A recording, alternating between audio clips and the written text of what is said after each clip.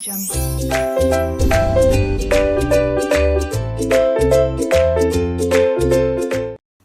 everyone, welcome you to this FR revision series where we'll revise whole of financial reporting. Sequence to be followed in revision lectures would be the same sequence which you should be following while you are studying. सबसे पहले हम शुरुआत करेंगे आज schedule 3 और इंडेस 1 से.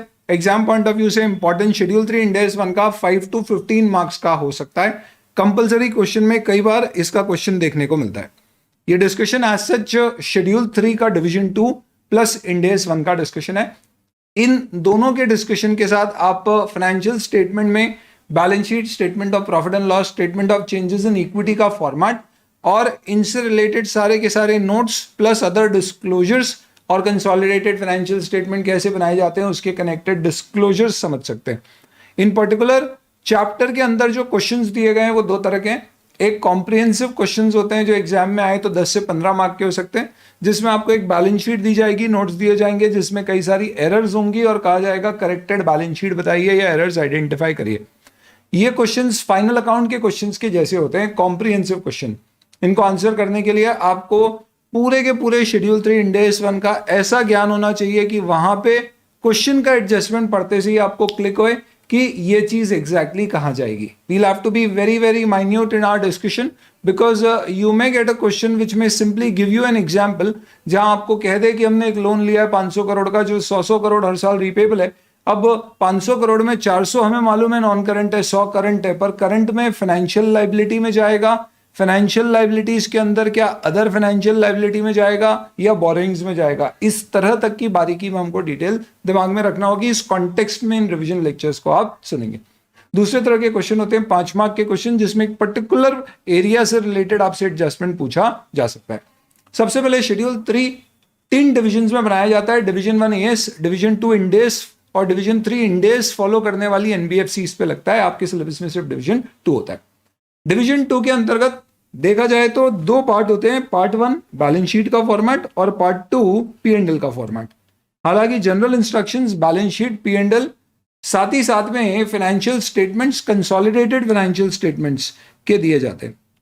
Balance sheet के साथ साथ अगर आप इंडेस फॉलो करते हैं तो आपको सोकी भी बनाना होता है. सोकी statement of changes in equity which is nothing but other equity का अनेक्शर या इक्विटी शेयर कैपिटल का अनेक्शर या notes to the balance sheet. ध्यान रखिएगा balance sheet as on date बनती है, सोकी फॉर द पीरियड बनता है और P&L फॉर द पीरियड बनता है क्योंकि P&L और सोकी में एक पीरियड के रेफरेंस आते हैं. हालांकि सोकी में क्लोजिंग बैलेंस आता है जो बैलेंस शीट में जाता है, इसलिए यह बैलेंस शीट का नोट माना जाता है. Across the globe IFRS particularly format of financial statement prescribe करते हैं, लेकिन इंडिया में फॉर्मेट कंपनीज एक्ट के शेड्यूल 3 में दिया है क्योंकि इंडेस MCA इशू करता है ना कि ICA, और ये सिर्फ कंपनीज पे एप्लीकेबल है. LLP भी चाह के फॉलो नहीं कर सकती, इसलिए फॉर्मेट कंपनीज एक्ट के अंदर दिया गया. बट उस फॉर्मेट के साथ साथ फॉर्मेट को फॉलो करने के लिए क्या करंट असेट होगा, क्या करंट लाइबिलिटी, ऐसी बातें कंपनीज एक्ट के शेड्यूल 3 में भी दी गई है और इंडेस 1 में भी दी गई है. एग्जाम में कोई भी क्वेश्चन अगर आपको करंट नॉन करंट क्लासिफिकेशन का आता है या शेड्यूल 3 और इंडेस 1 में आप जो भी पढ़ रहे हैं उससे रिलेटेड आता है तो एक रूल ध्यान रखिएगा. अगर उस क्वेश्चन में फॉर्मेट रिलेटेड कोई इंफॉर्मेशन पूछी गई है एज इन इसको बैलेंस शीट में किस हेड या सब हेड या लाइन आइटम या सब लाइन आइटम में दिखाया जाएगा तो आंसर में लिखना एज पर शेड्यूल 3 डिवीजन 2. इसके अलावा कुछ भी पूछा गया हो तो आंसर में लिखना एज पर इंडेस 1. जितनी चीजें आपको शेड्यूल 3 में दी गई है except the format, everything is a part of Ind AS 1. In fact Ind AS has something more than that which we will discuss. Schedule 3 division 2 Ind AS based financial statement बनाने वाली एंटिटीज को फॉलो करना है. इसके ऊपर ICI का एक गाइडेंस नोट भी है जिसके कॉन्टेक्स्ट में हम इंटरप्रिटेशन निकालते हैं जहां जरूरत होती है. NBFCs जो इंडेस फॉलो करती है उन पे नहीं लगता है. बैंकिंग और इंश्योरेंस कंपनी पे तो शेड्यूल 3 पूरा का पूरी तरह से नहीं लगता है. इसके अलावा सेंट्रल गवर्नमेंट किसी को एग्जाम कर सकती है. ध्यान रखना ऑडिट के पेपर में सवाल आ चुका है, सेक्शन 8 कंपनी इसके ऊपर भी शेड्यूल 3 लगता है. सेक्शन 8 कंपनी कहां प्रॉफिट एंड लॉस अकाउंट बनाएंगी सर? वो नॉमेनक्लेचर चेंज कर सकती है, ऐसी परमिशन है. इनकम एंड एक्सपेंडिचर और प्रॉफिट और लॉस को सरप्लस और डेफिसिट का नाम दे सकती है. सेक्शन 8 कंपनी जैसे नाम बदल सकती है, क्या दूसरी कंपनी भी फाइनेंशियल स्टेटमेंट में कहीं कुछ बदलाव कर सकती है शेड्यूल 3 के फॉर्मेट के कंपैरिजन में? ऐसी बातें दी गई है जनरल इंस्ट्रक्शंस ऑफ शेड्यूल 3 में जो कहता है नंबर 1 आपका फॉर्मेट फ्लेक्सिबल है. किसी इंडेस की रिक्वायरमेंट कंप्लाई करने के लिए अगर आपको फॉर्मेट में कोई पर्टिकुलर लाइन आइटम, सब लाइन आइटम, उसका हेडिंग, नॉमेनक्लेचर बदलना भी पड़े तो आप बदल सकते हो। कोई लाइन आइटम हटा सकते हो, डिलीट कर सकते हैं, एज इन ऐड भी कर सकते हैं, एज इन रिप्लेस भी कर सकते हैं, नाम भी बदल सकते हैं। Except fact that everything which is given in Ind AS will prevail over schedule 3। Normally law prevail करता है, बट शेड्यूल 3 खुद कहता है कि इंडेस प्रिवेल करेगा, एक्सेप्ट लिक्विडिटी बेस्ड प्रेजेंटेशन जो इंडेस 1 में दिया है, that will not prevail over schedule 3। Will come to that. इसका मतलब ये मत समझना कि law prevails over, in fact Ind AS prevails over law, नहीं। अगर आप अथॉरिटी की बात करोगे तो एकदम क्लियर है, सबसे ऊपर लॉ होता है और उसके बाद इंडेस होता है, पर एक ऐसा लॉ का पार्ट है जो कहता है खुद कि भैया इंडेस मेरे ऊपर है और वो शेड्यूल 3 है। तो अगर आरबीआई का कोई सर्कुलर, एनबीएफसी के कोई प्रोविजंस इंडेस में जो दिए गए हैं उससे कॉन्फ्लिक्ट करता है तो आरबीआई की बात मानेंगे। पर NBFC as per schedule 3 format financial statement बनाती है, वो इंडेस के अगेंस्ट में जाता है तो फिर हम इंडेस की बात मानेंगे। तो ये अथॉरिटी है इनकी। जनरल इंस्ट्रक्शंस में कहा गया है कि जब भी आप फाइनेंशियल स्टेटमेंट प्रिपेयर करेंगे आपको राउंडिंग ऑफ मैंडेटरली करना है। याद रखिएगा, अगर आपका टर्नओवर, क्षमा करें, टोटल इनकम, अगर आपकी टोटल इनकम 100 करोड़ या उससे ज्यादा है तो आपकी राउंडिंग ऑफ लाख, मिलियंस और करोड़ में होगी। लेकिन अगर आपकी टोटल इनकम 100 करोड़ से कम है तो देन इन दैट केस आपको मिनिमम हंड्रेड्स में राउंडिंग ऑफ करना है। मिनिमम यानी करना जरूरी है, और मैक्सिमम आप मिलियंस तक जा सकते हो, करोड़ों में राउंडिंग ऑफ नहीं होगी। मालूम पड़ा कंपनी का टर्नओवर लाखों में, राउंडिंग ऑफ करोड़ में कर रही है, पूरी बैलेंस शीट डेसिमल की बात बन रही है। मजेदार प्रेजेंटेशन होगा, कृपा करके ना करें। अमेंडमेंट हुआ था इसमें साल भर पहले, जिसमें यहाँ पे टर्नओवर शब्द को रिप्लेस कर दिया टोटल इनकम से। What is total income? It will include revenue from operations and other income. Notes to financial statement देते समय आप नैरेटिव यानी पैराग्राफ फॉर्म में भी दे सकते हो। जो बैलेंस शीट में चीजें दी है उसको डिसएग्रीगेट करने के लिए, एडिशनल इन्फॉर्मेशन देने के लिए पीपी और class of PP. Class can be in the notes and PP total amount can be in the face.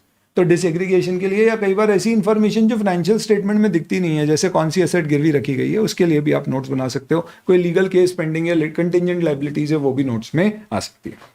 इसके अलावा आप चाहें तो ध्यान रखें, इसे इंडेस 1 में हम कवर करेंगे। शेड्यूल 3 कहता है कि आपको कंपैरेटिव्स 1 साल के देना है, और ये कंपैरेटिव्स आपको किस पे देना है? फाइनेंशियल स्टेटमेंट के हर स्टेटमेंट पे, including notes to financial statements. In fact plus notes की बजाय मुझे बोलना चाहिए including notes, because notes are part of financial statement. तो एक क्वेश्चन है आपके मॉड्यूल में जिसमें कहा गया है कि इस साल 10 रिलेटेड पार्टी, हमारी 10 रिलेटेड पार्टी है जिनमें से इस साल हमने 4 के साथ ट्रांजैक्शन किए, पर पिछले साल 10 के साथ हुए थे। कंपनी कह रही है इस साल 4 के ट्रांजैक्शन का डिस्क्लोजर दूंगी तो प्रीवियस ईयर के भी उन 4 का ही बताऊंगी, 10 का नहीं बताऊंगी। आंसर गलत है। अगर आपको रिलेटेड पार्टी इंफॉर्मेशन देना है तो वो नोट्स में देना है, और नोट्स में आपको प्रीवियस ईयर के फिगर्स कंपैरेटिव के फॉर्म में देना अनिवार्य है। इसलिए पिछले साल जितने रिलेटेड पार्टी ट्रांजैक्शन है वो देना है, ना कि सिर्फ जो इस साल रिलेटेड पार्टी ट्रांजैक्शन है वो पिछले साल कितने थे। यानी प्रीवियस ईयर कंपैरेटिव्स आपको सारे केस में देना होंगे, whether it is in notes, P&L, balance sheet, और even your statement of profit and loss और statement of changes in equity. इन सब के अलावा ध्यान रखें कि बैलेंस शीट, P&L और कैश फ्लो स्टेटमेंट, हालांकि कैश फ्लो स्टेटमेंट इन्होंने कहा है कि वो आप एज पर इंडेस 1 बनाएंगे, इन सब में आपको प्रीवियस ईयर के फिगर्स देना अनिवार्य है। ऑब्वियसली बात है, अगर कंपनी का पहला साल है तो ये बात एप्लीकेबल नहीं होगी, पर क्या प्रीवियस से ज्यादा दे सकते हैं, इस बारे में शेड्यूल 3 में कोई बात नहीं करी गई है, एक्सेप्ट एक जगह जहां पे रीस्टेटमेंट होता है जिससे प्रीवियस ईयर के ओपनिंग बैलेंस चेंज होते हैं। तो फिर थर्ड बैलेंस शीट, यानी कि बैलेंस शीट में एक तीसरा कॉलम, यानी कि प्रीवियस ईयर की ओपनिंग डेट की बैलेंस शीट बन सकती है। तो दोस्तों, इससे आपको क्या समझ में आया कि शेड्यूल 3 के अनुसार प्रीवियस ईयर के फिगर्स देना अनिवार्य है, ऑप्शनल नहीं है। हालांकि अपन इंडेस 1 में देखेंगे कि आप प्रीवियस ईयर्स के भी दे सकते हो। We'll come to that aspect a little later. तो this is about your comparatives. इसमें मटेरियलिटी की भी बात की गई है, और मटेरियलिटी को डिफाइन किया गया है कि कोई भी चीज जो नेचर या अमाउंट के कारण यूजर्स के डिसीजन को अफेक्ट कर सकती है। कई बार पढ़ा है, इंडेस 1 में अमेंडमेंट हुआ था 2 साल पहले और काफी डेफिनेशन में बदलाव आए थे, वो डेफिनेशन अपन देखेंगे, काफी कॉम्प्रिहेंसिव है। शेड्यूल 3 कहता है भाई मटेरियल आइटम के ऊपर ही शेड्यूल 3 की प्रेजेंटेशन डिस्क्लोजर रिक्वायरमेंट लगेगी। अगर कोई मटेरियल नहीं है तो आप उसे जैसे भी प्रेजेंट करोगे, it will hardly create too much of a concern for us. ये कुछ जनरल इंस्ट्रक्शंस थे। अब इसके बाद आते हैं अपन बैलेंस शीट में। बैलेंस शीट और ये सब पढ़ें उससे पहले शायद आप चाहोगे कि यार एक बार अपन फॉर्मेट डिस्कस कर लें। फॉर्मेट कैसा होता है फाइनेंशियल स्टेटमेंट्स का? This is basically a rough format of your balance sheet, जिसमें अब 2 साइड्स होती हैं। ये तो क्या यार, मैं रिविजन में ये बता रहा हूं आपको, सर बस करो। असेट और इक्विटी एंड लाइबिलिटी, और असेट में सिर्फ दो ही ऐड होते हैं, नॉन करंट असेट और करंट असेट। लाइबिलिटी में दो ऐड होते हैं, नॉन करंट लाइबिलिटी और करंट लाइबिलिटी। पर इक्विटी में कोई ऐड नहीं होता है, सीधे शेयर कैपिटल और इक्विटी, सॉरी अदर इक्विटी आती है, equity share capital and other equity. यहाँ पे सबसे पहले असेट आता है, ना कि इक्विटी एंड लाइबिलिटी, और असेट्स के अंदर नॉन करंट असेट्स आते हैं। और सर ये सब चीजें मत सवाल रिवीजन में, अरे कई बार क्या होता है 2 साल पहले एफआर पढ़ा था, आज पढ़ते तो यही याद नहीं आता बैलेंस शीट में यार पहले इक्विटी और लाइबिलिटी लिखते हैं या असेट्स। और अगर तुम्हारे साथ ऐसा कभी हुआ हो तो जरूर बताना कमेंट्स में।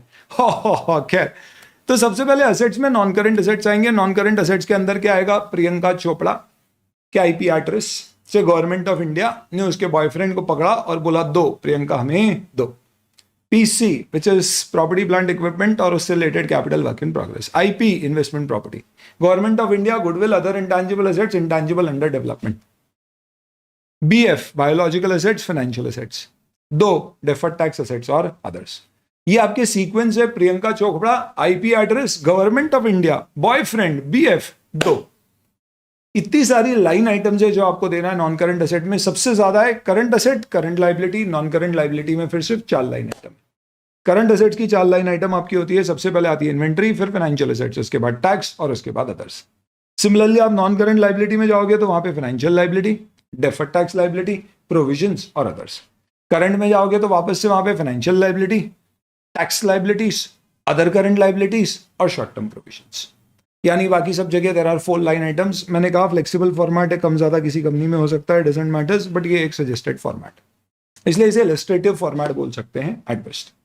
इस फॉर्मेट में मेन इंपॉर्टेंट चीज ये है कि असेट और लाइबिलिटी को करंट और नॉन करंट क्लासिफाई किया जाता है। इक्विटी में ऑब्वियसली कोई क्लासिफिकेशन नहीं होता।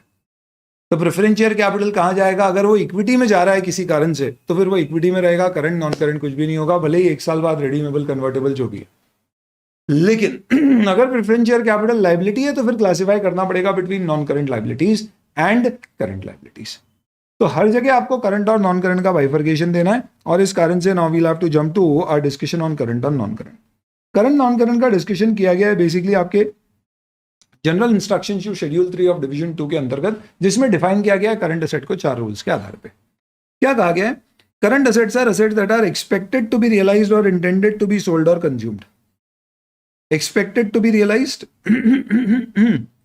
or intended to be sold or consumed within the entity's normal operating cycle।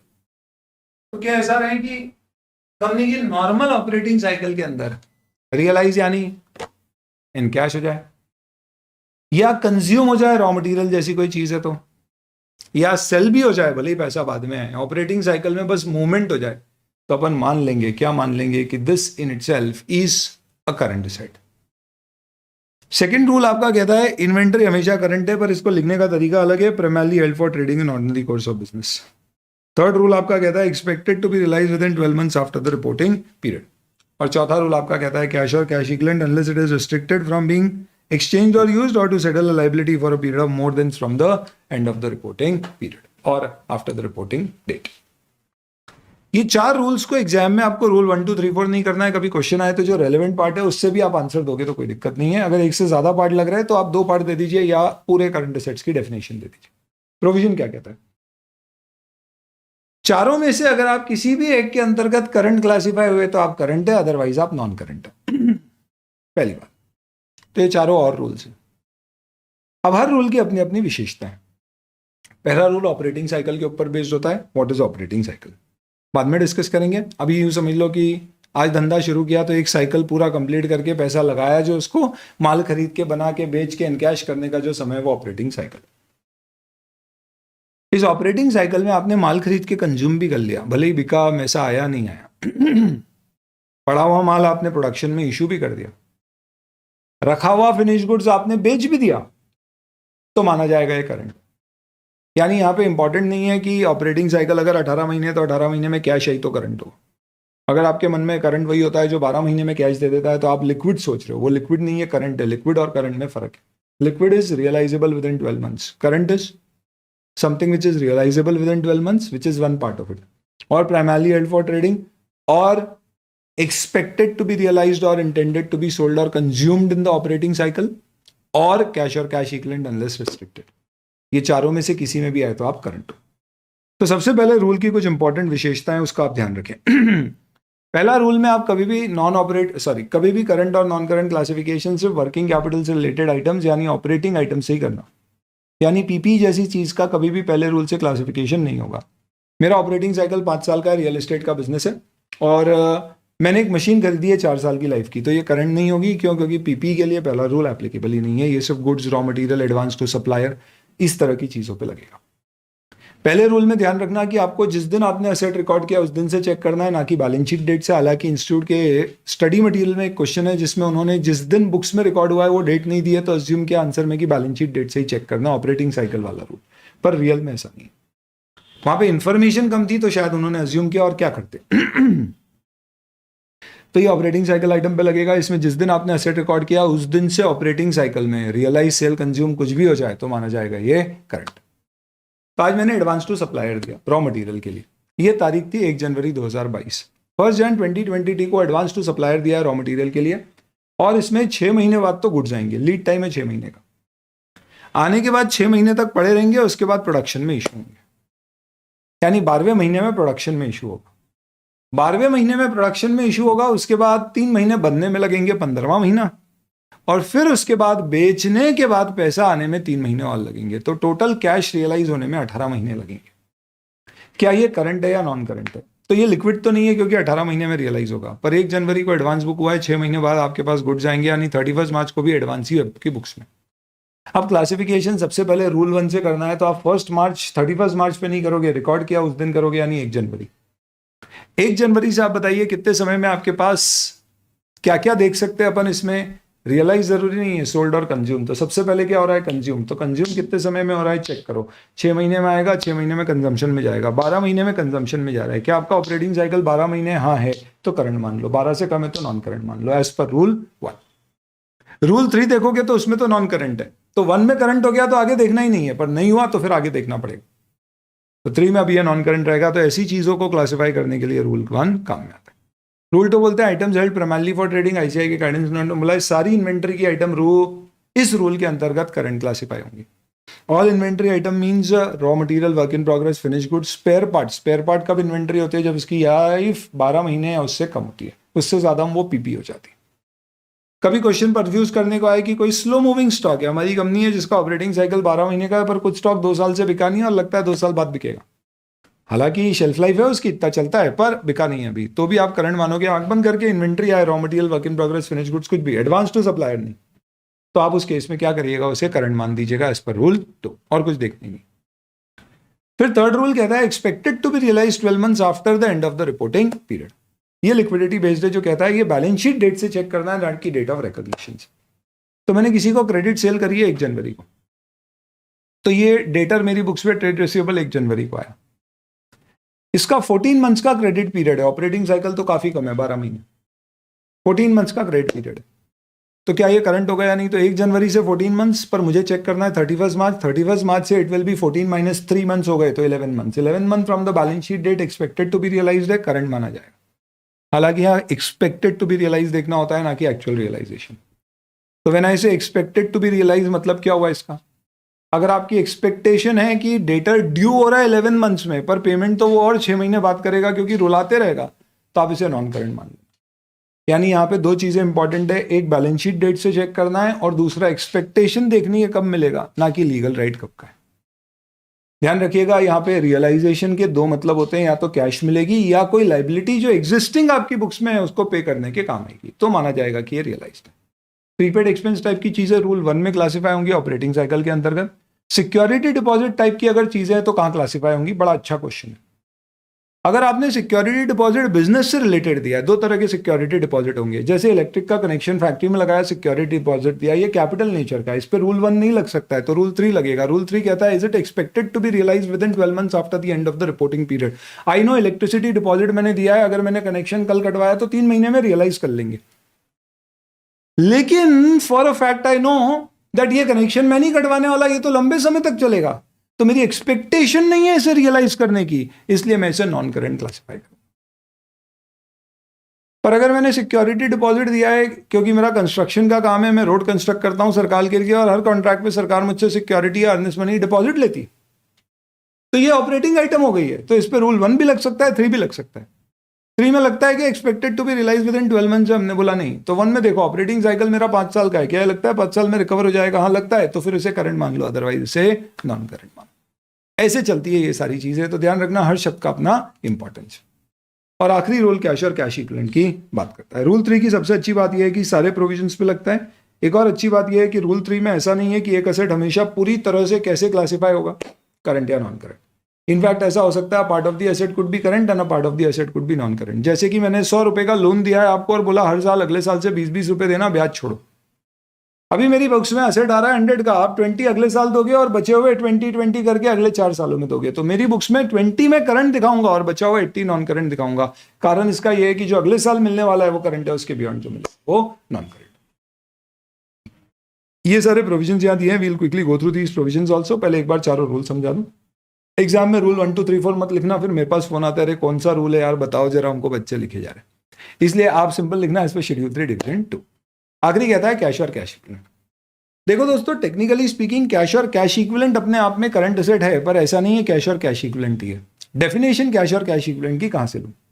मजे की बात यह है कि इंडेस में कहा गया है कि अगर कोई भी पर्टिकुलर शेड्यूल 3 में कहा है कि कोई भी टर्म अगर यूज की गई है इंडेस में, तो उस पर्टिकुलर टर्म को अगर डिफाइन नहीं किया गया है तो उसका जो इंडेस में जो उसकी डेफिनेशन है वो फॉलो की जाएगी।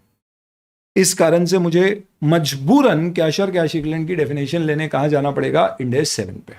इंडेस 7 कहता है कैश तो कैश है, cash equivalent are assets that are readily realisable in cash. Readily यानी आसानी से कैश कर सकते हो आप।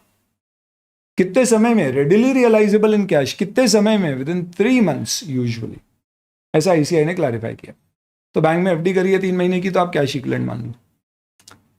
अगर आपके पास लेट्स से फॉर एग्जांपल कोई भी पैसा किसी भी सोर्स में आपने डाला है, money at call and short notice, कोई ट्रेजरी बॉन्ड्स खरीदे जो 3-3 महीने की मेच्योरिटी के हैं, तो इन सबको करंट मान लीजिए। Readily realisable in 3 months with insignificant risk of changes in value, यानी इसमें वैल्यू फ्लक्चुएशन नहीं होना चाहिए। लिस्टेड कंपनी का शेयर खरीदा, रेडिली रियलाइजेबल है, बट वैल्यू चेंज बहुत होगा। गोल्ड रखा है, वैल्यू बहुत चेंज होगी, इसलिए ये अपने आप में कैश इक्विवेलेंट नहीं।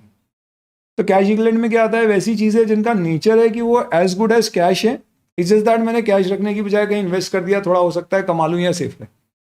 इस केस में सिग्निफिकेंट रिस्क नहीं है चेंजेस इन वैल्यू का और 3 महीने में रियलाइज हो जाएगा, तो वो कैश इक्विवेलेंट है। पर सर एक बात बताओ, 12 महीने तक कोई भी चीज रियलाइज होती है तो रूल 3 में वो करंट एसेट होती है, और आप यहां बोल रहे हो 3 महीने में ही होना चाहिए। तो इसके लिए ये कहा गया है कि भाई देखो, अगर कोई एफडी 6 महीने की है तो वो है तो अपने आप में करंट एसेट। क्यों? क्योंकि it is realisable within 12 months, rule 3। But it is not a cash equivalent because it is not readily realizable within 3 months. That is why यहाँ पे स्पेसिफिकली आप देखोगे तो बैलेंस शीट में फाइनेंशियल एसेट में current assets के अंतर्गत 2 separate सबलाइन items आपको मिलेंगी, कैश और कैश इक्विवेलेंट और अदर बैंक बैलेंसेस।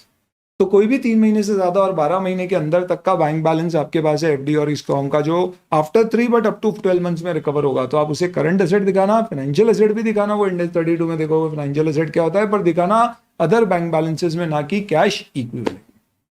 एक और डिफरेंस है, इंडेस 7 कैश इक्विवेलेंट में बैंक ओवरड्राफ्ट को कहता है कि वो बैंक ओवरड्राफ्ट कैश इक्विवेलेंट से माइनस करके दिखाएंगे, लेकिन शेड्यूल 3 में बैंक ओवरड्राफ्ट को लाइबिलिटी यानी short term borrowings under financial liability under current liability दिखाया जाएगा। Very important, bank overdraft balance sheet में ऑफसेट होकर नहीं दिखाया जा सकता है। क्या रीजन है, लॉजिक्स है, वो सारी चीजें आगे। अभी ये ध्यान रखिएगा कि bank overdraft has to be shown separately under liabilities. Any which ways वो करंट लाइबिलिटीज में हम डिस्कस करेंगे। ये कुछ हमारे प्रोविजंस है, very quickly let's go through these provisions one by one. जितनी चीजें मैंने बोली है यहाँ पे आपको दी गई। I don't have the habit of reading out from the book and explaining, rather एक बार आपने सुन लिया, अच्छे समझ लिया, सारी चीजें लिखी हुई है, एक बार क्विकली देख लेते हैं। रूल 1 वर्किंग कैपिटल आइटम के लिए लगेगा, रियलाइज कंज्यूम सेल कुछ भी हो जाएगा, एक्सपेक्टेड के बेसिस पे, इंटेंडेड के बेसिस पे चलेगा। बैलेंस शीट डेट पे चेक नहीं करते हैं, एसेट बुक होता है उस दिन करते हैं। सारी इन्वेंट्री के आइटम पे लगेगा, ये सबसे इंपॉर्टेंट सारे रूल्स के लिए एप्लीकेबल है। इन कैश होने पे किया जाएगा, इन कैश का मतलब या तो कैश मिलेगी या फिर आपको लगता है कोई एग्जिस्टिंग लाइबिलिटी पे ऑफ कर सकते हो। यहाँ पे 12 मंथ्स हमें बैलेंस शीट डेट से चेक करना है, ना कि जिस दिन रिकॉर्ड हुआ है उस दिन से। एक बहुत ही इंपॉर्टेंट डिस्कशन है, किसी भी केस में कैपिटल एडवांस को करंट एसेट नहीं मानते।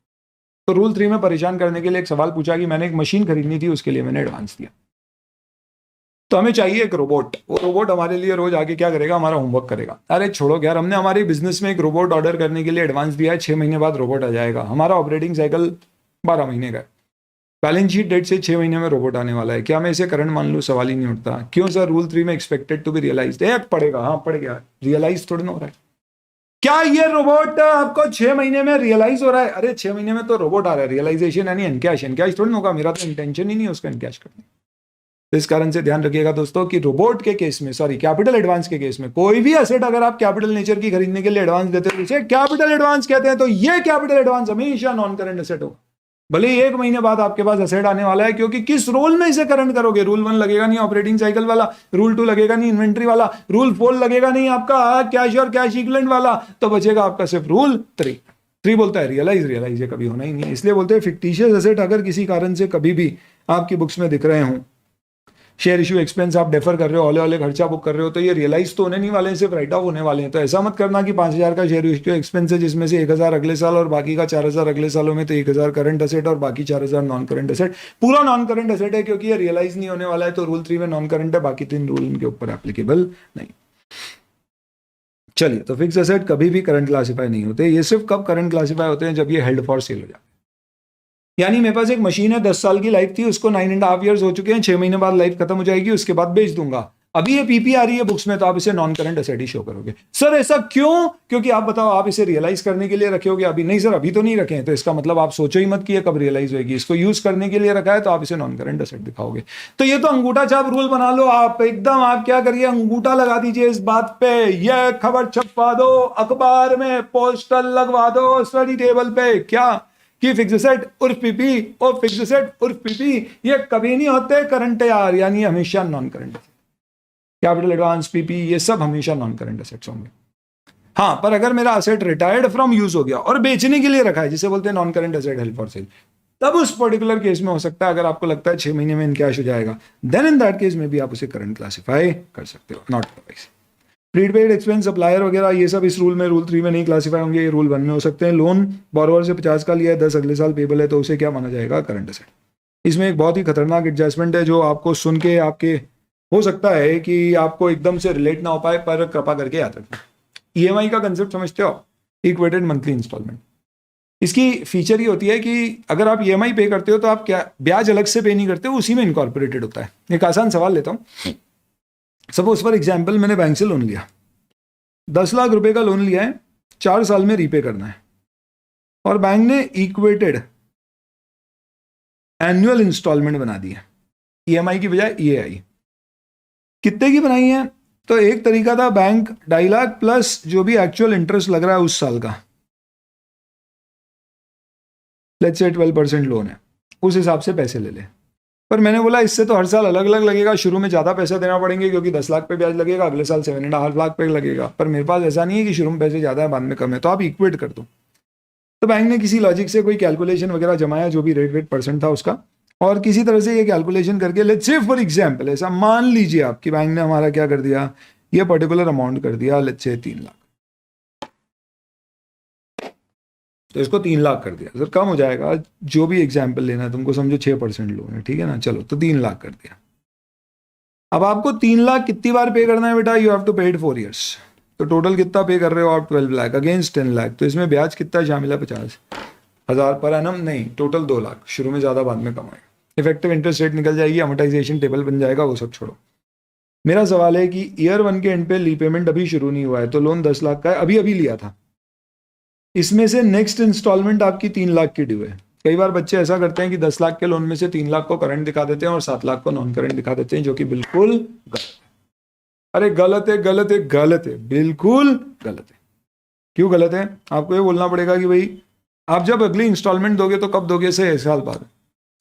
ये 1 साल बाद इंस्टॉलमेंट दोगे, उसमें पहले ब्याज कितना है ये अलग निकालो, फिर प्रिंसिपल निकलेगा। तो अगर 10 लाख का लोन है और 6% का ब्याज है, तो इसका मतलब ये होगा कि 60,000 तो ब्याज ही है इसमें।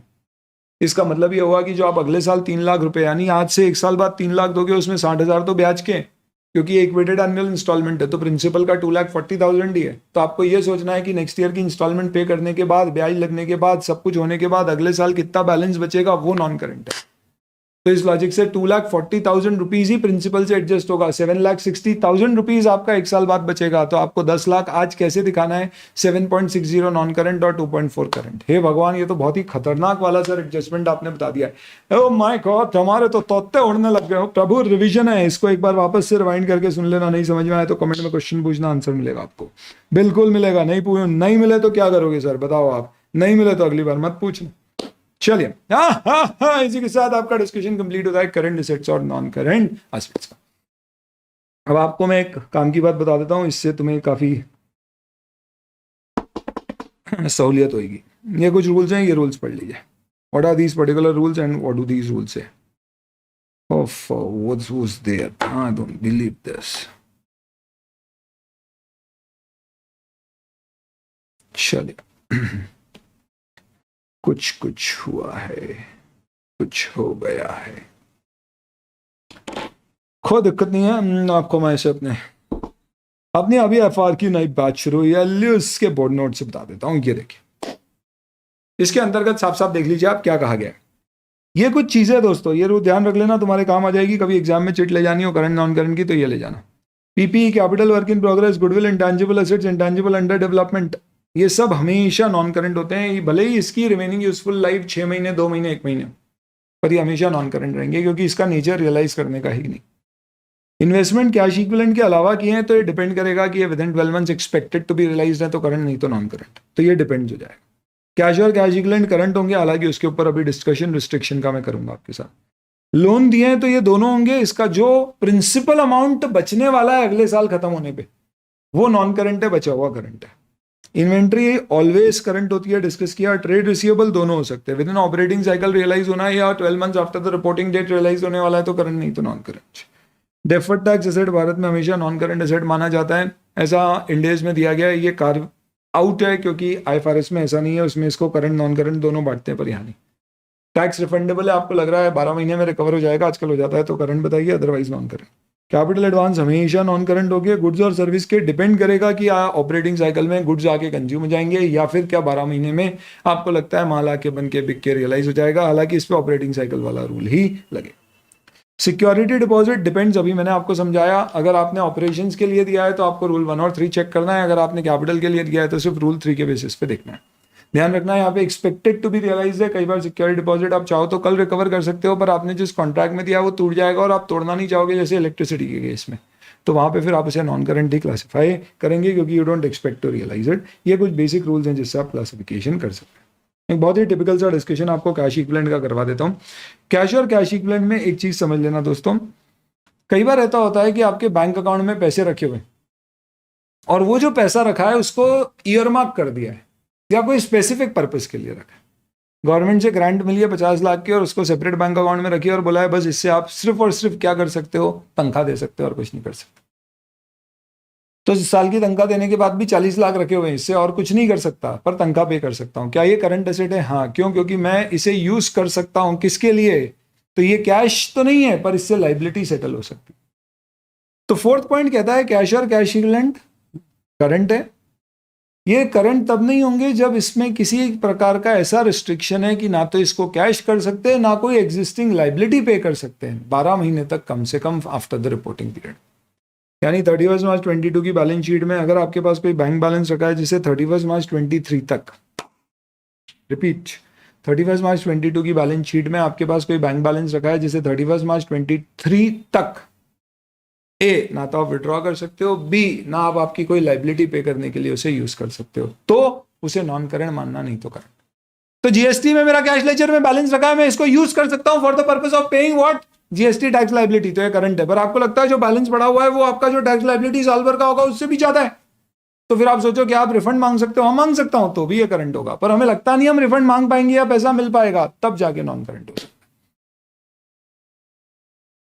तो कैश इक्विवेलेंट में रिस्ट्रिक्शन कब होता है? जब एस्क्रो अकाउंट में पैसा रखा हुआ है, ईयर मार्क कर दिया गया है, स्पेसिफिक पर्पस के लिए रखा है, तो अगर 12 महीने के अंदर अंदर यूज हो जाएगा तो करंट डाल देना उसे, नहीं तो नॉन करंट। भले फिर आपको लगता है कि ये कैश इक्विवेलेंट नहीं है तो आप इसे अदर बैंक बैलेंस में शो कर दें।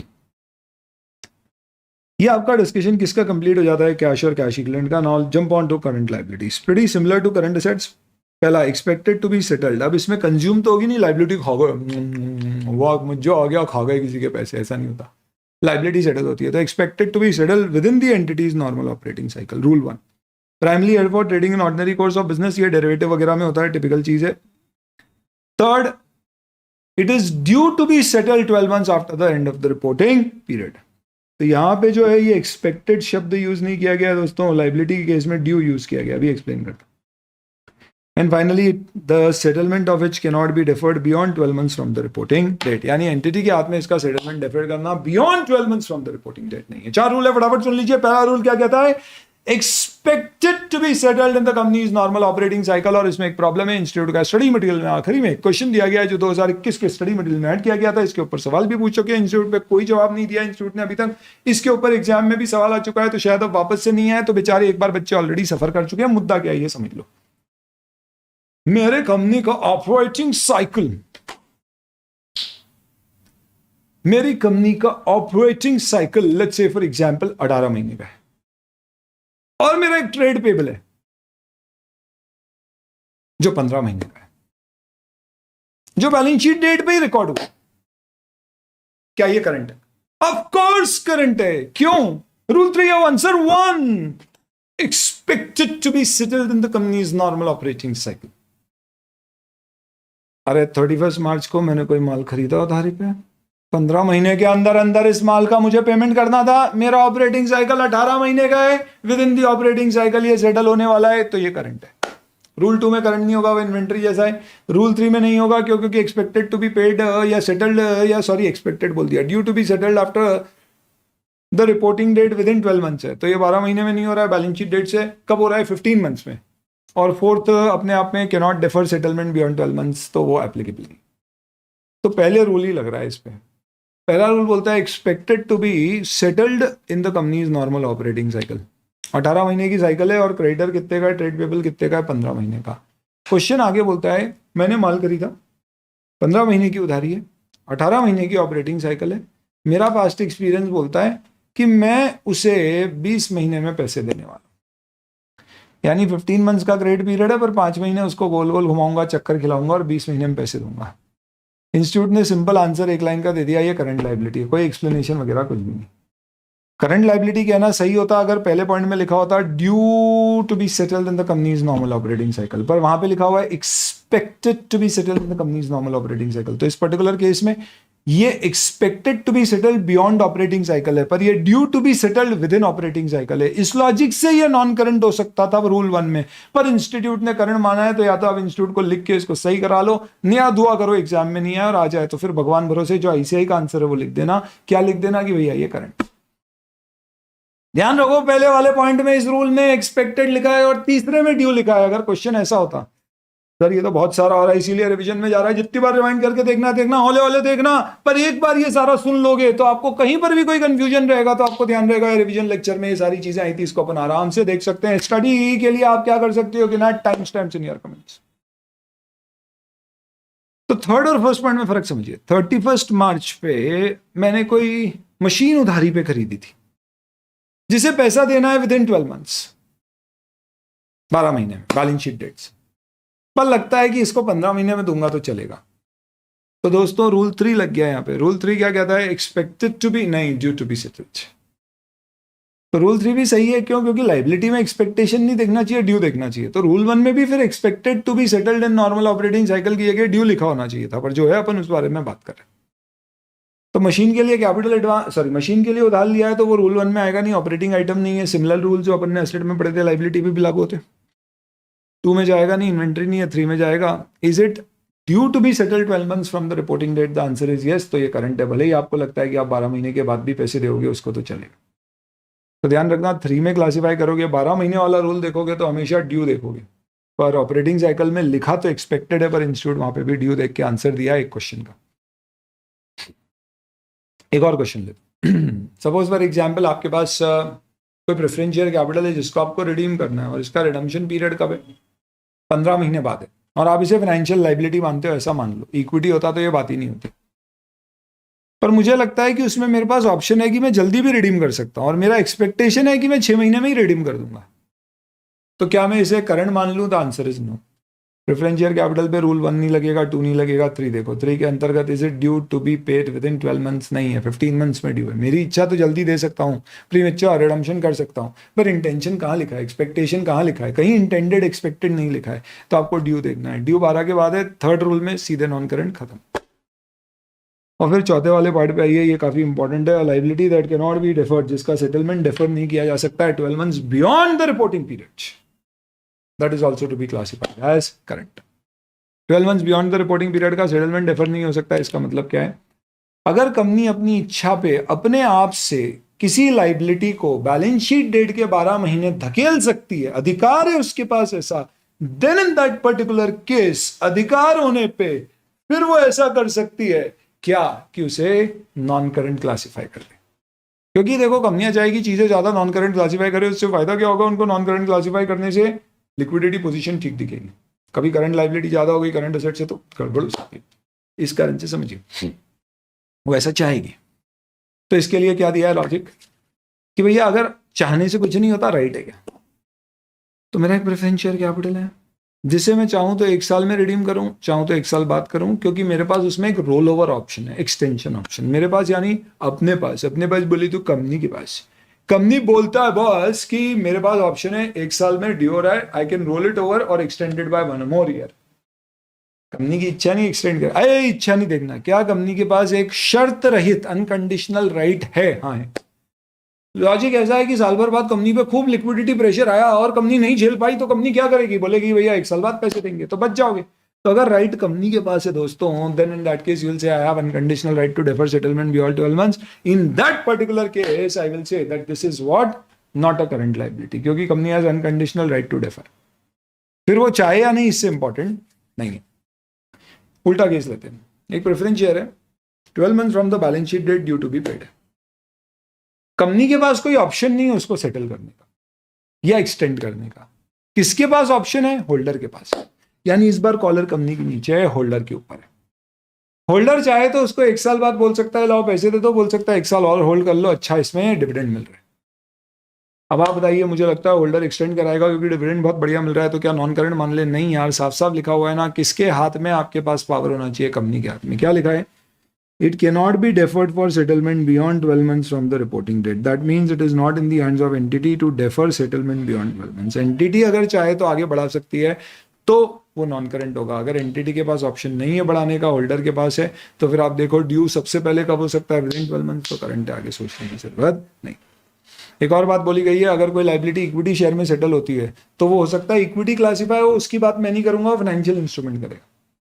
तो ये कहता है कि अगर कोई लाइबिलिटी में सेटलमेंट इक्विटी शेयर से हो सकता है, पर है वो लाइबिलिटी?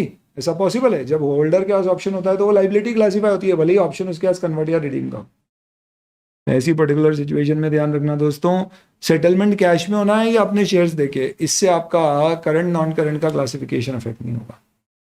यानी कि ये जितने भी रूल्स हैं, इनमें जहां एक्सपेक्टेड टू बी सेटल्ड या फिर ड्यू टू बी सेटल्ड या राइट टू डिफर सेटलमेंट दिया है, वहां सेटलमेंट कैश या अपने खुद के इक्विटी शेयर से उससे फर्क नहीं। तो फाइनेंशियल लाइबिलिटी और इक्विटी का क्लासिफिकेशन डिफरेंट होगा अगर आप कैश में सेटल कर रहे हो या शेयर में कर रहे हो, राइट है या नहीं। पर अगर वो लाइबिलिटी क्लासिफाई होगी तो आप करंट और नॉन करंट के लिए मत सोचना कि कैश देनी है या शेयर, उसके बेसिस पे करंट नॉन करंट होगा। सेटलमेंट कैसे भी हो, कोई फर्क नहीं। इन सब के कारण एक बहुत बड़ी प्रॉब्लम आती है। ये नया प्रेजेंटेशन मेनली इसलिए आया था कि अगर बैलेंस शीट में करंट एसेट करंट लाइबिलिटी से ज्यादा दिखती है तो लगता है लिक्विड है। पुराने जमाने में क्या होता था? Fix asset, loans and advances, investments, current assets, loans and advances, miscellaneous expenditure, P&L, debit balance, ये सब आता था। लाइबिलिटी साइड में used to have share capital, reserves and surplus, secured loan, unsecured loan, current liability and provision. ये nature based classification होता था। यहाँ पे इन्वेस्टमेंट 3 महीने का हो, 3 साल का इन्वेस्टमेंट में ही दिखता था। वर्किंग कैपिटल लोन हो या टर्म लोन हो, अगर सिक्योर्ड है तो सिक्योर्ड में ही जाएगा, करंट लाइबिलिटी में नहीं आएगा। क्रेडिटर 6 साल बाद पे करना हो या 6 महीने बाद, सब क्रेडिटर यानी करंट लाइबिलिटी में ही आता था। तो वो क्लासिफिकेशन में प्रॉब्लम क्या होती थी? सॉल्वेंट है या नहीं कंपनी दिखता था, एसेट ज्यादा है कि नहीं लाइबिलिटी से, पर लिक्विड है या नहीं दिखता था। करंट एसेट और करंट लाइबिलिटी में लिक्विडिटी के बेसिस पे नहीं है। पर अब आप देख के बता सकते हो कि यार करंट एसेट कम है, लाइबिलिटी ज्यादा, ओ माय गॉड रिस्क है, कारों में भी रिपोर्ट करना पड़ता है। बट प्रॉब्लम ये है कि आज भी ऐसा हो सकता है बहुत सारी करंट एसेट्स में ऐसी एसेट्स आ रही हो जो लिक्विड नहीं है, यानी विद इन 12 मंथ्स रियलाइज नहीं होंगी। तो लाइबिलिटी में भी ऐसा हो सकता है कि कई लाइबिलिटी करंट लाइबिलिटी हो पर वो पे 12 महीने के बियॉन्ड करनी। जैसे कि इन्वेंट्री है मेरी जो मुझे नहीं लगता 2 साल से पहले बिकेगी, मेरा ऑपरेटिंग साइकिल भी 12 मंथ्स का है, मेरा एक्सपेक्टेड नहीं है रियलाइज होने की 12 मंथ में, फिर भी इन्वेंट्री है तो करंट है, इन्वेंट्री इज ऑलवेज करंट। हाँ तो अब क्या करें, सिंपल सा रूल और लॉजिक है इसके ऊपर दोस्तों। अगर इन्वेंट्री हमेशा करंट क्लासिफाई हो रही है पर आपको लगता है कोई inventory within 12 months realise है और कुछ विदाउट बियॉन्ड 12 मंथ्स रियलाइज है, पर दोनों ही करंट एसेट में आ रही है, तो हो सकता है आपकी करंट एसेट ज्यादा हो फिर भी लिक्विडिटी पोजीशन में प्रॉब्लम आ जाए। तो इसके लिए इंड AS 1 कहता है कि ऐसी सिचुएशन में पैरा 60 और 61 कहते हैं कि व्हेन एनी पर्टिकुलर एसेट और liability which is shown under current asset और current liability has items which are expected to be realised within 12 months and beyond 12 months, give a disclosure in the notes. आप notes में बता देना कि inventory में इतनी inventory expected to be realised within 12 months और इतनी beyond 12 months. Liability में भी कोई ऐसा हो तो आप बता दीजिएगा, इसे नोट्स में बताना है या बैलेंस शीट के फेस पे नोट्स में। इंड AS 1 कहता है कि अगर आपको लगता है कि लिक्विडिटी बेस्ड प्रेजेंटेशन ज्यादा फेयर प्रेजेंटेशन देगा तो आप पूरी बैलेंस शीट ही लिक्विडिटी बेस्ड बना दो, यानी फिर असेट में नॉन करंट करंट मत करो, जैसे बैंक की बनती है ना, सबसे पहले कैश और कैश इक्विवेलेंट, उसके बाद में आपके इन्वेस्टमेंट्स, फिर आखिरी में आपका PP, ऐसी बना दो, most liquid to least liquid. Ind AS 1 बोलता है आपके पास 2 प्रेजेंटेशन के विकल्प अवेलेबल हैं, या तो आप most liquid to least liquid बना दो या करंट नॉन करंट कर दो, लेकिन शेड्यूल 3 में लिक्विडिटी के बेसिस पे प्रेजेंटेशन अलाउड नहीं है, डिस्क्लोजर अलाउड है। तो शेड्यूल 3 बोलता है भैया करंट नॉन करंट का ही क्लासिफिकेशन होगा और एसेट और लाइबिलिटी का। पर सर अभी तो अपन ने पढ़ा था कि Ind AS 1 will prevail over schedule 3, तब मैंने बताया था एक एक्सेप्शन है लिक्विडिटी वाला, लिक्विडिटी वाले मैटर पे Ind AS 1 will not prevail over schedule 3, hence for matter of liquidity you can not give liquidity based presentation in India. NBFC इसका डिवीजन 3 में जो प्रेजेंटेशन है वो काफी कुछ लिक्विडिटी बेस्ड है, फाइनेंशियल एसेट और financial liability, non financial asset non financial liability, बस ये 2 हेड होते हैं और उनमें लिक्विडिटी बेस्ड होता है, सबसे लिक्विड से सबसे कम लिक्विड। बट अदर हम जो पढ़ रहे हैं वो division 2 non NBFC, non bank, non insurance company, इन पे लगता है। यहाँ पे लिक्विडिटी बेस्ड प्रेजेंटेशन अलाउड नहीं है, करंट नॉन करंट होगा। डिस्क्लोजर में कोई भी एसेट या लाइबिलिटी जो करंट एसेट या करंट लाइबिलिटी में, पर उसमें कुछ पैसा या कुछ एसेट 12 महीने और कुछ उसके बियॉन्ड रियलाइजेबल है, तो ब्रेकअप में दोनों का डिफरेंस बता दीजिए। ठीक है, टैक्स में हमेशा सुन लो, भारत में डेफर्ड टैक्स एसेट लाइबिलिटी हमेशा नॉन करंट होगी, current tax liability usually current होगी, टैक्स रिफंडेबल है, एसेट होगा, अगर लगता है 12 महीने में रियलाइज हुआ तो करंट, नहीं तो non current. Debenture, preferential capital, इन सब में आपको देखना है पहले लाइबिलिटी है या नहीं है और फिर पीरियड ऑफ सेटलमेंट देखना, उसके बेसिस पे क्लासिफिकेशन। एक होता है डिमांड लोन, वो सुन लो क्या होता है। मैंने बिजली विभाग को 10 करोड़ का डिपॉजिट दिया क्योंकि मेरी फैक्ट्री में उनसे मैंने 1 मेगावाट का कनेक्शन लगाया, ये 10 करोड़ का डिपॉजिट मैं जब चाहूं कनेक्शन बंद करवा सकता हूं और वापस ले सकता हूं, मेरी कोई इच्छा नहीं है बंद कराने की, मैं तो यूज करने वाला हूं बिजली, मेरे लिए ये नॉन करंट एसेट है। Rule 3 expected to be realised after 12 months. बिजली कंपनी के लिए 10 करोड़ का जो सिक्योरिटी डिपॉजिट कस्टमर से मिला है, this is not expected to be paid in the operating cycle. I know it is not expected to be paid in the operating cycle क्योंकि सामने वाला बंद नहीं कराएगा, but is it due to be paid? और क्या company के पास 4th रूल में अनकंडीशनल राइट है to defer settlement beyond 12 months, यानी 2 मिनट के लिए अगर ग्राहक बोलता है कि भैया मेरा कनेक्शन बंद करो, नहीं चल रहा है, तो क्या आपको कनेक्शन का डिपॉजिट रिफंड करना पड़ेगा? हाँ। चांसेस हैं क्या इसके? नहीं है, पर क्या करना पड़ेगा? हाँ। तो करंट लाइबिलिटी का जो 4th पॉइंट है वो बहुत खतरनाक है। वो क्या कहता है? If company has no option to defer settlement beyond 12 months from the reporting day, then it is current. Company के पास कोई विकल्प नहीं है कि वो लाइबिलिटी को अपने पास ऐसे राइट है कि 12 महीने के बियॉन्ड डेफर कर सके। वो राइट की बात करी थी ना, मैं ऐसे कर रहा था। तो अगर कंपनी के पास राइट है, काय का राइट है कि 12 महीने के आगे अपनी इच्छा पे पुश कर सकता है, वो मैंने कॉलर रुचि करके बताया था, तब मानेंगे कि वो करंट लाइबिलिटी नहीं है।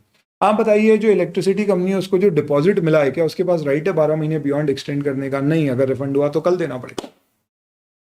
तो क्योंकि यहाँ पे हमें राइट देखना होता है, इस कारण से इसे करंट लाइबिलिटी क्लासिफाई किया जाएगा। तो ध्यान रखना दोस्तों, कोई भी डिमांड लोन है, डिमांड लोन का मतलब क्या होता है? भाई के पास गया, मैंने बोला भाई एक आखिरी बार लोन दे दो। भाई ने बोला पिछली बार भी तो यही बोला था। हमने बोला ये आखिरी है। भाई ने बोला पैसे वापस कब लौटाएगा? बोला भाई जब आप बोलोगे तब लौटा दे। भाई ने हमें पैसे दे दिए, होल्डिंग सब्सिडी। भाई को मालूम है पैसे है वो कोई मांगने वाला नहीं है 2-3 साल तक, तो उसको जब जरूरत पड़ेगी तब, और अभी जरूरत पड़ नहीं रही उसको, तो वो लेगा not expected to be realise within 12 months, non current asset. मुझे क्या बोलना है? मुझे भी नहीं लगता भाई मांगने वाला है, तो it is not expected to be paid in 12 months. पर मुझे देखना है is it due to be settle, वो छोड़ो, क्या मेरे पास अनकंडीशनल राइट है डेफर करने का बियॉन्ड 12 मंथ? कल भाई ने मांगा तो मना कर सकता हूं क्या लीगली? नहीं कर सकता है। इसका मतलब ये मेरे लिए करंट लायबिलिटी है। तो ध्यान रखना, डिमांड लोन लेने वाले के लिए करंट लायबिलिटी होती है, देने वाले के लिए एक्सपेक्टेशन के बेसिस पे करंट नॉन करंट दोनों हो सकते। आई होप ये सबको समझ में आ गया। ओके, फिर बोरिंग मैंने बता दिया, जितना principal portion next year repay होगा वो करंट, बाकी पूरा non current. Interest on borrowing अगर कोई ड्यू हो गया है तो ऑब्वियस सी बात है वो करंट लायबिलिटी में शो है। इसका क्लासिफिकेशन बड़ा इंपॉर्टेंट है, इसमें अमेंडमेंट भी आया था, अपन आगे क्लासिफिकेशन डिस्कस करेंगे। अभी करंट नॉन करंट चल रहा है, इसमें ऑपरेटिंग साइकिल पे आता है। Time taken from procuring the goods to processing them, finishing them, selling them and converting to cash. Order करके रॉ मटेरियल आया, गुड्स स्टॉक में रखा, प्रोसेस हुआ, फिनिश गुड्स बना, बिका और पैसा हाथ में बना, ये पूरे में जो टाइम लगता है इसे ग्रॉस ऑपरेटिंग साइकिल बोलते हैं। हो सकता है आज आपने ऑर्डर दिया हो, माल 2 महीने बाद आया, पैसे आपने तब दिए, यानी 2 महीने तक आपकी जेब से पैसे नहीं लगे, तो नेट ऑपरेटिंग साइकिल बोलता है पैसा कितने समय तक लगा वो नेट ऑपरेटिंग साइकिल है। तो उसमें क्रेडिट पीरियड माइनस हो जाता है, हमें नेट नहीं ग्रॉस देखना है, यानी कि कोई क्रेडिट पीरियड माइनस नहीं। ग्रॉस ऑपरेटिंग साइकिल आप निकाल लीजिए, ये आपका ऑपरेटिंग साइकिल है, रूल 1 में काम आएगा करंट एसेट करंट लायबिलिटी के क्लासिफिकेशन में। लेकिन ध्यान रखना, एक कंपनी का एक नहीं, एक बिजनेस का एक ग्रॉस ऑपरेटिंग साइकिल। तो अगर आपका एक रियल एस्टेट का बिजनेस है तो आपका एक ही ऑपरेटिंग साइकिल है, आपको निकालना हो सकता है एक प्रोजेक्ट 5 साल का, एक 3 साल का, एक 2 साल का हो, तो आप इसमें एवरेज निकाल लो या वेटेड एवरेज निकाल लो। ज्यादातर प्रोजेक्ट जिस साल के होते हैं उसको बेस ज्यादा दे दो वेट, बाकियों को कम। तो ये कहते हैं नॉर्मल ऑपरेटिंग साइकिल चाहिए, यानी आप अंदाजन एवरेज ले सकते हो। हाँ, पर एक कंपनी के एक से ज्यादा बिजनेसेस हैं तो हर बिजनेस के लिए अलग अलग ऑपरेटिंग साइकिल हो सकता है। जैसे कि उदाहरण के तौर पे अ कंपनी लाइक से Mahindra has business of software, it also has business of automobiles. Villa has business of garments, it has business of cement, it has other business. These 3 businesses could have 3 different operating cycle. कोई operating cycle डिटरमाइनेबल नहीं है तो फिर आप उसे 12 months मान सकते हो। ठीक है, तो ये आपका ऑपरेटिंग साइकिल का रूल है, nothing which is very important. और करंट नॉन करंट क्लासिफिकेशन का the most important point with May 22 में पूछ लिया गया है, जैन 21 में भी पूछा गया था, अब पता नहीं कब पूछे। ये प्रोविजन क्या कहता है, बहुत ध्यान से सुनिएगा।